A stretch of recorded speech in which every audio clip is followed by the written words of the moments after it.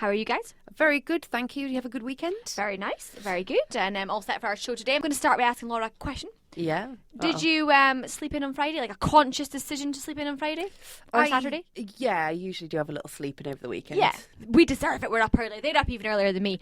But it's something that's quite conscious, right? You decide this, or even like, right, I do this thing. I'm like, after 5 o'clock, I'm not having caffeine, Yeah. during the week. Yeah. And the reason we do all this is because, we're quite conscious in our decision making. We're not robots. We're not walking around not thinking about what our decisions are. So these kind of decisions that we make, we're going to talk about today, can also be affecting what you eat. Okay, so maybe you've heard of this saying, emotional eating. Yes. So this is something I thought, I'm going to talk about this today because it is a topic that comes up quite a lot.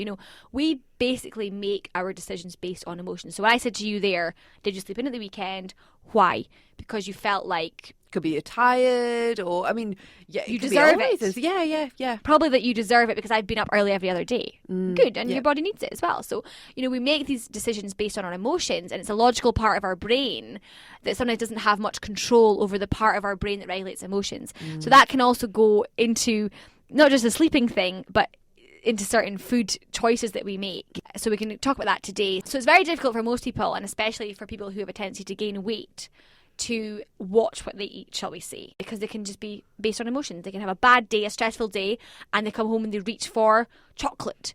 And why chocolate? Why do you associate chocolate? Because it's kind of comforting, it's kind of sweet, it's kind of nice. We all have probably a go-to. Yeah. Laura, go-to? Do you know... There's sometimes a bit of chocolate if I'm tired or whatever, so it just depends, to be honest. On and of course, it really depends highly on, if something has really tragically happened, you tend actually not to eat at all. Yes, you're not going to eat. The opposite. But when I say emotional eating, I mean it's like people who are finding solace in food rather than, they're finding comfort from that. It's quite a complex sort of topic, but if you think about breathing as an example here, it's difficult to control the physiological function of breathing. You can maybe hold your breath for a little bit subconsciously, okay? But you cannot control it you can hold it for much longer than that. You're going to go back to breathing properly. You'd get distracted and you start doing something else. Yeah. So it's the same as with eating. It's only possible to focus on it for a short amount of time. So you could probably consciously eat, like restrict your calorie intake, or I'm not eating chocolate ever again. You'll manage for I would last about 2 days on that one, but it's because you could not stick to that for life, right? So it's not really going to work. No. So you don't want to beat yourself up too much about it. So most of us forget and slip back into what is automatic, what we want, what we crave for emotionally. Yeah. So we tend to go to these things. So the trouble is that food is too often used as much more than simple healthful nutrition. I think every single person is guilty of this, every single person. So somehow ice cream, pizzas and cookies, they become comforting and something that we probably eat to bring back a lost or a highly desirable feeling that will overcome negative emotions. And depression, boredom, stress are often the actual key the root of the problem. Yeah. But you're masking it with something else. And sometimes if that's what you need to cope, then that's not a bad thing. Yes, it's not the end of the world. If you've had a really stressful day and you feel quite angry and you feel like pizza's going to help you, well, it starts to become a problem when you're doing it too much. That's when it really starts to become a problem. So I'm going to say, I think people who are emotional eaters know they are, and some people have bigger problems than others with this. So let's just discuss, how then do we know if we really are hungry or if we're hungry for something else? Yeah. So I would suggest, if you're feeling that way, first of all, locate your hunger. Okay, so if it's emotional hunger, it's above your neck. Basically, you don't actually feel hungry. Yeah. It's in your psychological state. So maybe you're bored, or, you're just at home and you just don't know what's wrong with you, but you want to eat. Yeah.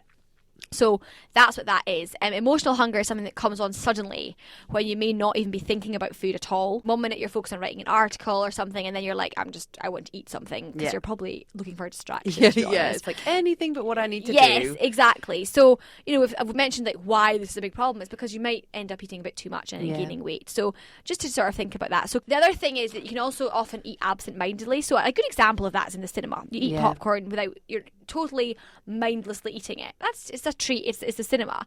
But this can start to become a habit at home. Yeah. Like if you're sitting watching TV and every night you start to just look at the same food and eat it mindlessly, you're really going to start to have serious health problems with that. So you need to really address what the root of this problem is. If you're bored, think about why you're bored. Do you not have some friends here? Do you feel a little bit lonely? Try and find some groups to attend.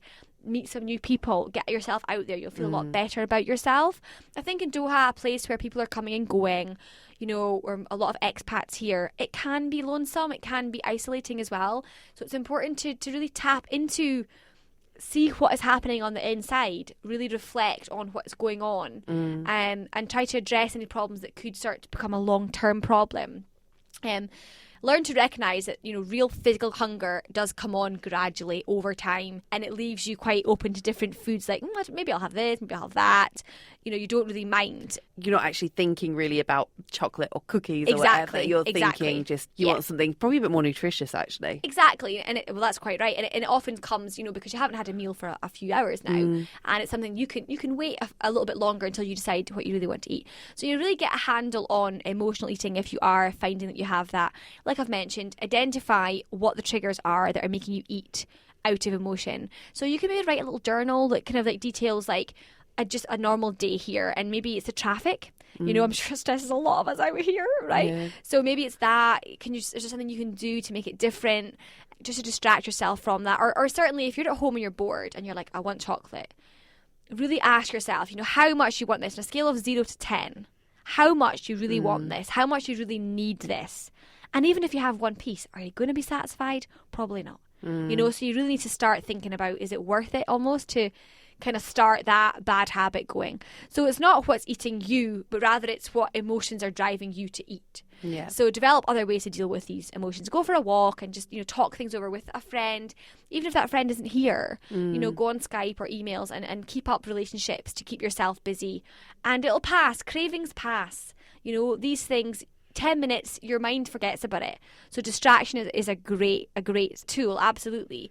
So I definitely do think about that. You know, just stop, breathe and reflect about what you really want to eat. Do you need to eat? Do you feel hungry? And practice this until it becomes normal to you. And then once you're back on track with a proper eating program, and you start thinking about some exercise, because once you start to exercise, you'll feel better about yourself. You'll feel that you'll reward yourself with better food. That'll make you feel fuller, and you won't really be looking for cravings of other things. So emotional eating is a touchy subject that a lot of people don't realise they even have this, but it's quite simple, just in the form of even boredom is emotional eating. It's not something to be ashamed of. No, I know. I think everyone, like you say, everyone's kind of guilty of it to a certain degree. That it's like, absolutely. I'm quite like, I don't really ever get stressed, but when I do, I don't cope well with stress. So for me, I'd probably would say that I would reach for, like, I'm a chocoholic, so I'd probably go for chocolate, like, as a coping mechanism or something. I don't know why. I'd feel comfort in it. Maybe because when you're a kid, you had chocolate. I don't know. But I think everyone has it to a degree, and it's not anything to be ashamed of. But it's just to give you a little couple of tools today that it's maybe not a problem if you're just doing it once in a blue moon, but if it's becoming a daily habit, going to start affecting your weight. You know, so just some ideas for you guys out there today. Maybe you can tell us if you yourself have had some of these issues and, you know, you are emotional eating for any reason. Or any ways that you use to combat it. Any way if you distract yourself with anything. I think it can be sometimes similar to quitting smoking. It can be, you know, you got to just find a way of just taking your mind off it and thinking elsewhere. And like you say, with cravings lasting 10 minutes, it's a similar kind of thing with smoking. So. I always think there's this really nice mantra that you can use for a lot of things in your life. This too shall pass, which is nice. A good mantra to think. Yeah. Exactly. You can tell yourself that over and over again whilst the chocolate's calling your name in the fridge. It will pass. Well, thank you so much for coming in again today and sharing some insight into some emotional eating. Yeah, just a couple of little tools there. And, you know, something else to add in there is, you know, don't buy stuff that you feel that is kind of like enables you to I sometimes try and avoid stocking things in the house because it's like, well, if it's there, you probably eat it. If there's two of you, though, it's difficult because you usually find, say, your husband or your wife is going to want things that you don't want, and then it's like they're there. And I know it can be tricky, but I hope that some of you found that informative today.